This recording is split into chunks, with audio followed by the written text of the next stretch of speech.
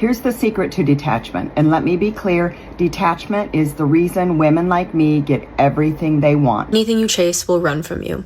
Anything you cling to will do anything to get out of your grasp, and anything you put on a pedestal will always be out of your reach. This is why detachment is the key to getting anything you want. The moment you stop crying is the moment they start, and the moment you stop caring is when they care the most, because that is the law of detachment at work. The moment you detach from someone to the point that you could care less if they are in or out of your life, you are happy either way, is when they literally become obsessed with you. Okay, this is how I completely detach from someone within 24 hours. Hello friends, welcome back to the channel. Welcome back to the Feminine Fancy.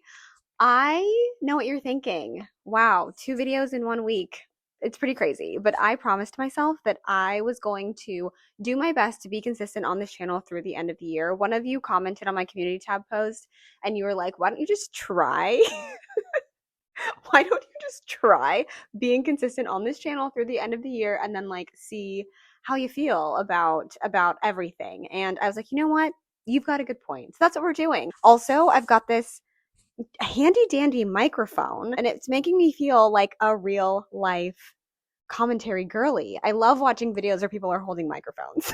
I am excited for today's video because it's something that I've wanted to talk about for quite some time.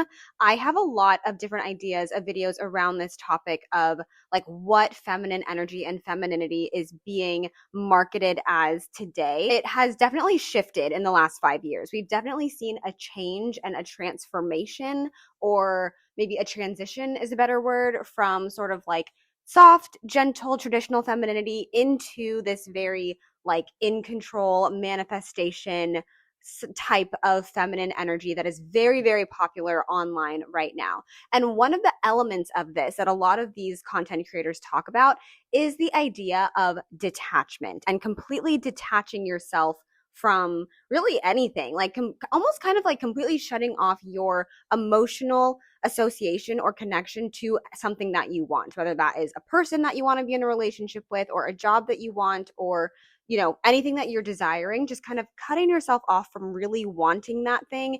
And I think that the idea is that if you cut yourself off from really wanting it, when you remove your energy from it, then that thing will then start to want you. I think that's kind of like the gist. But I feel like we're kind of being told right now that feminine energy means being completely unfazed. It means being completely unbothered and in control of everything. But dare I ask, what if true power and true feminine power is in allowing ourselves to care, to feel, to be phased, to be bothered, to long, to hurt, to yearn, and at the end of all of that, still be able to come back to ourselves as women? What if that is where the power lies? What if the power is not in shutting ourselves off emotionally because we're so afraid of getting hurt, and instead, the power is in getting hurt and being able to come back to ourselves when it's all over? That to me is more true of what being in your feminine power is experiencing trials and tribulations, experiencing heartbreak, experiencing, unrequited love and all of these things that are quite painful, but allowing it to sort of like transform us, allowing that pain and those experiences to make us artists of love, artists of womanhood. And that's something that I'm definitely more interested in. I think when I was younger, I probably would have been more into this idea of like, just detach from him. Don't give him any attention. Don't give him any energy, and he will come crawling to you. Like, obviously that sounds good. Obviously that sounds like it works, but I don't know if I believe that that's really how things work in reality. Now, this is just me. This is just my perspective. You can agree, you can disagree. We can talk about it in the comments, but this is just where I'm at right now. I feel like a lot of what we are being told is feminine right now is to completely detach, to not catch feelings, and to almost sort of like float above our emotions in this very like elegant and perfect like black cat energy sort of way. But here's what I think is the truth. I think that women are actually quietly suffering because of it, because honestly, this is nothing more than like the cool girl just repackaged and calling it like black cat energy. Like, and I've talked about this before about how being the cool girl like doesn't really get you anywhere. It's this idea that like if you don't care, then you can protect yourself from hurt. And if you don't care, you can protect yourself from ever experiencing any bad emotion ever. and sister, I am so sorry. But like, we are all, one thing that binds us as women is that we are going to experience some level of pain and some level of discomfort in this world, whether we want to or not. And it might not all look the same, right? Like, we might not all experience romantic heartbreak. We might not all experience relationship heartbreak, but we're all going to experience some level of pain, some level of betrayal. That's just like part of being alive. And I fear that this idea of detaching and cutting off yourself from your emotions is not allowing yourself to like fully be alive in your womanhood and to feel all of the feelings that come along with it. I don't know what the dating landscape is like right now because I haven't dated in the last 7.5 years. So I have no idea what's going on out there. But what I can say is that like, I think that there's something beautiful about loving and about like having a romantic night with a stranger and about like experiencing life and like not being so afraid that things aren't going to work out that I just like don't live life. In preparation for this video, I've been thinking about some of my own past heartbreaks, whether that's romantic or with friends or, you know, just anything that I've gone through, things that I've wanted, not taking even people out of it.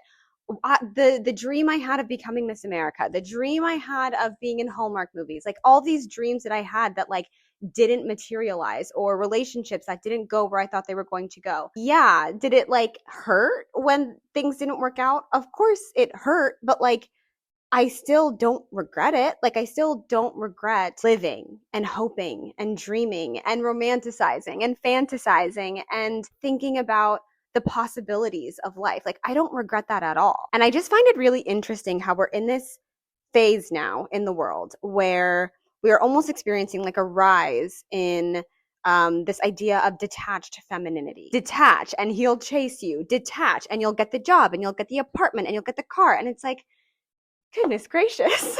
Can't we just like exist? Like, can we not just live and learn? Can we not just like be heartbroken about something and then like find someone who is able to mend that heartbreak or mend that heartbreak ourselves? Like, I don't know. I find it really, really fascinating, this whole idea of like detach. This advice is everywhere. And while I feel like it is rooted in wanting to protect our energy, I feel like it's evolved into a kind of cold performance. It's evolved into this performance of femininity that for a lot of us is not actually aligned. The idea of like the black cat or the girl who's like, you know, not anxiously attached or she's not attached at all, like all of these buzzwords, like the idea of that person, we're not all that person. Like, we're not all the black cat energy. We're not all good at being detached. I think as women, like, I don't know if it's like completely natural for all of us to just like cut off our emotions and to cut off our feelings. Like,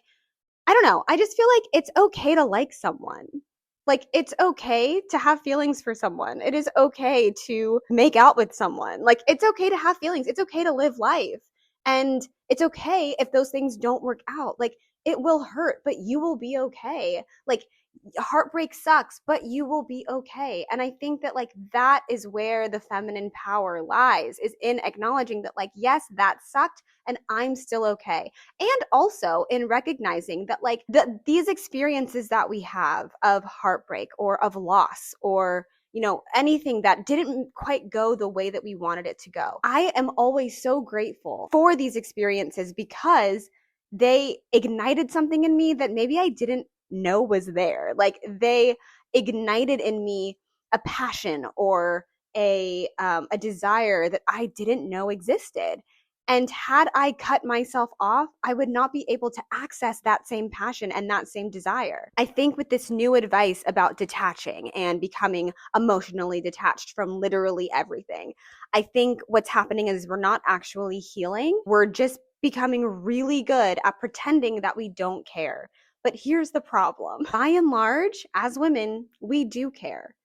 And so when we're walking around acting like we don't care and acting and being detached from things when really what we want is to be attached to that thing, we are walking in complete misalignment with our womanhood. We are built for intimacy. We are built for connection. We're built for emotional depth. And I understand also at the same time, like I totally get, I think the premise of this is to protect that desire for intimacy and to protect that desire for connection. But I'm so sorry to tell you, like, we cannot protect ourselves from every single hurt that's ever going to come our way.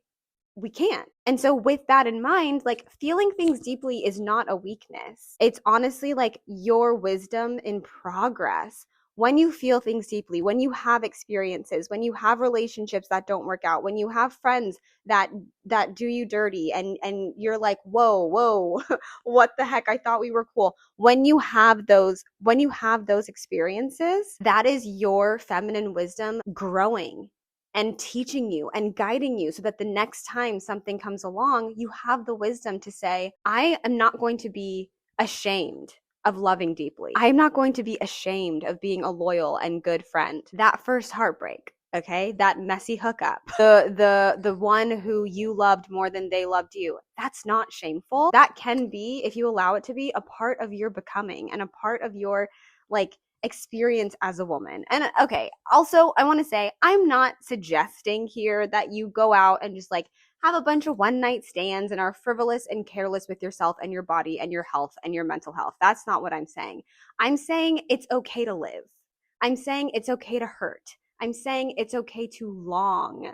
Like, I feel like there's so much talk online right now about like, how come nobody yearns anymore? No one's yearning anymore. And it's like, you want to know why no one's yearning? No one's yearning because everyone has cut themselves off from their emotions. You know what yearning is? Yearning is a deep desire for something. And if you cut yourself off from ever desiring something, of course you're not going to yearn. What we're doing is trying to master this art of detachment instead of trying to master self-honesty. Like, we should just be honest with ourselves. I think like this is something I've always talked about on this channel, is like, let's just be honest with ourselves about what we want. Like, let's just do that. Let's do that with ourselves and let's do that with each other. And the opposing party may not always be on the same wavelength as you. The opposing party may not always be in the same mindset as you. But that's okay. That doesn't mean that, like, that's not anything to be ashamed about. Like, if you like someone and they don't like you back, I fear that's very common.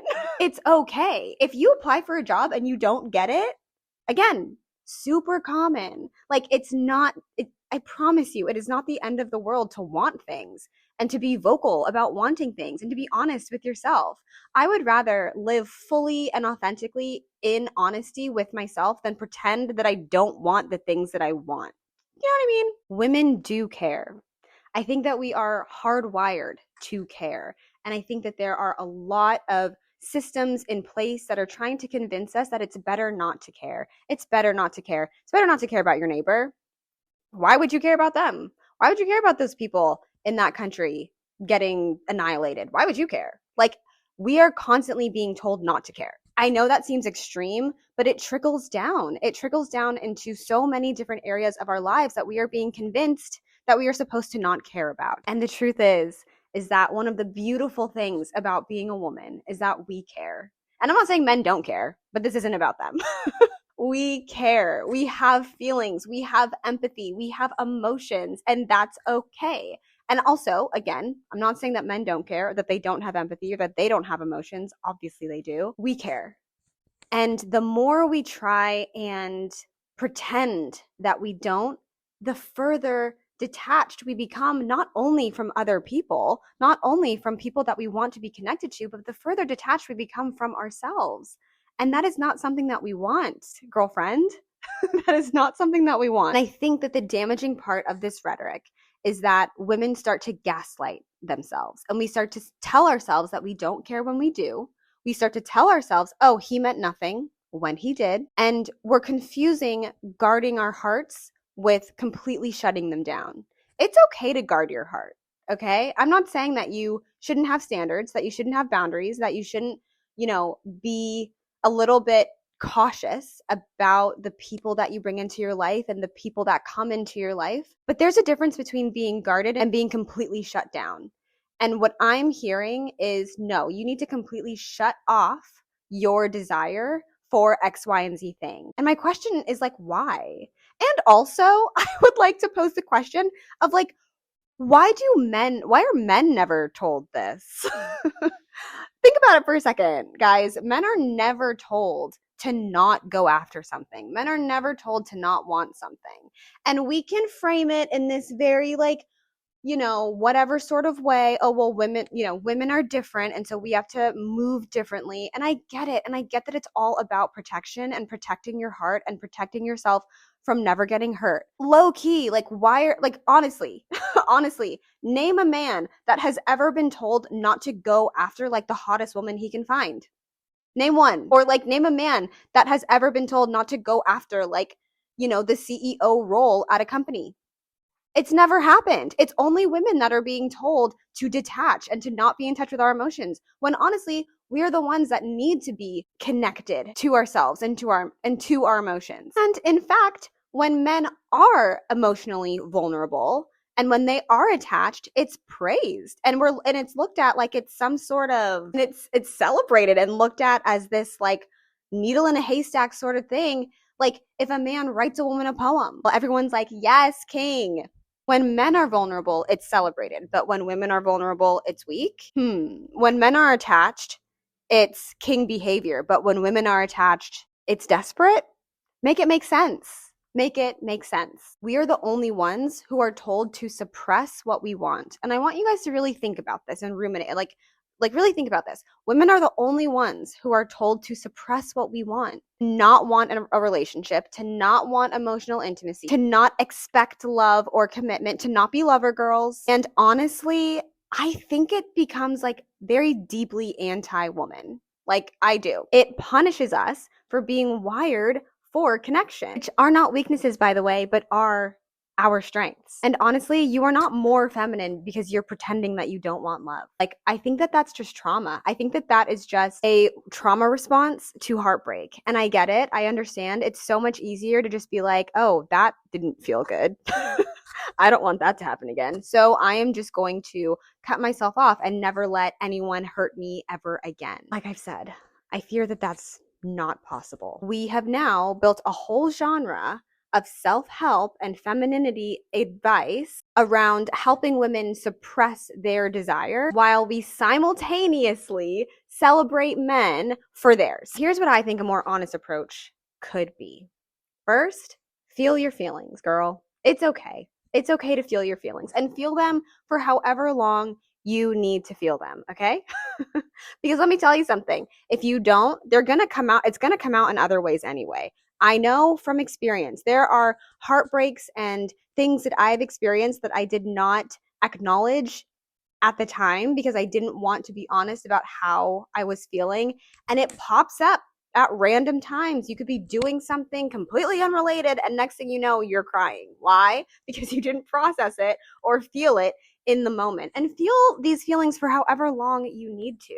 Like journal, cry it out, like dance it out, do whatever you need to get into your body and to feel what you're feeling and to move on from it. That's how you're really going to be healed. That's how you're really going to be able to handle the next person that comes along, is by doing the work to heal and feel what has happened to you in your past. Next, you can learn from it. You can learn from all of the experiences. You can learn from the ache. You can learn from the heartbreak. You can learn from just the experience of being a woman. And what are you going to take from those lessons? Like, how are you going to take them and like alchemize them into something that is beautiful and artistic and wonderful and sexy and all these things? Like, how can you take the lessons that you've learned and the heartache that you've experienced and transform it into something good? Like that, I think, is incredibly powerful. Not ignoring the fact that you have these feelings, but taking the lessons from your experiences and turning it into something beautiful. And honestly, isn't that what we are like hardwired to do as women? Isn't that something that we're good at doing, is taking ingredients and making a meal, taking a house with no furniture and turning it into a home? Like, isn't that what we do? We alchemize beauty. So we can take our experiences, good, bad, or indifferent, and turn them into something beautiful. And that is an amazingly powerful way to benefit from things that maybe were a little bit uncomfy or maybe you didn't love to experience. You can still take those things and turn them into something beautiful. And finally, let your feminine heart and intuition guide you, not some TikTok script. It's okay to allow your feelings and your emotions and your intuition to guide you if you feel like your emotions and your intuition and your feelings are guiding you in the right direction. It's okay to listen to those things. It's okay to listen to who you are. It's okay to learn from your past. It's okay to be led by your feminine. Like, it's okay to be led by that. You don't have to lead with the masculine. You don't have to lead with walls and, protection. Like, you don't have to lead with harshness. You can lead with softness. You can let your heart guide you. And a lot of times, my loves, a lot of times, your intuition is going to save you from bad situations anyway. Like, let's be real. A lot of negative situations that we might find ourselves in, we didn't listen to our intuition. We didn't listen to that little voice on our shoulder that's like, hey, he doesn't like you. Or, hey, he likes someone else. Like, we don't listen to that little voice. So instead of being led by detach, don't be emotional, don't show your vulnerability, like, don't want things, just listen to your intuition. Just listen to your intuitive feminine intuition. Like, I promise you, it's going to take you in the right direction so long as you know what voice to listen to. In closing, I don't think that we need to detach from everything and everyone to be powerful. I think instead we need to reclaim the full spectrum of what it means to be a woman and what that experience can mean. A lot of times, part of that experience includes pain and heartbreak and uncomfortable, messy feelings. But that's not weakness. That is womanhood, and it's okay. If you prefer to live a detached life, I'm not gonna stop you. But if you want to live a life that is artistic, alchemized, beautiful, womanly, then I think that being honest about what you want, about who you are, and about your desires is the best way to go about that. I think my mic turned off at some point.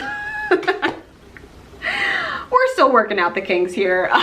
Thank you guys so much for watching this video. I hope that you enjoyed it. If you did, please consider giving it a thumbs up and comment down below. What do you think about this? Like, are you more likely to try and detach and protect yourself, or are you more interested in living fully aligned within your womanhood and your intuitive womanhood? Leave a comment down below. If you liked this video, give it a thumbs up. If you want to join the channel, click the red subscribe button. You can find me on Instagram, although I'm heavily debating deleting my Instagram, so I wouldn't even bother with that. Sometimes I post on my stories, sometimes I don't. But you can follow me on Instagram at _thefemininefancy_, on my blog at thefemininefancy.com, on my second channel, Marigold Manor, and on my Patreon at The Feminine Fancy. Thank you guys so much for watching this video. I think my mic died again. So much for my podcast mic. I'll see you guys later.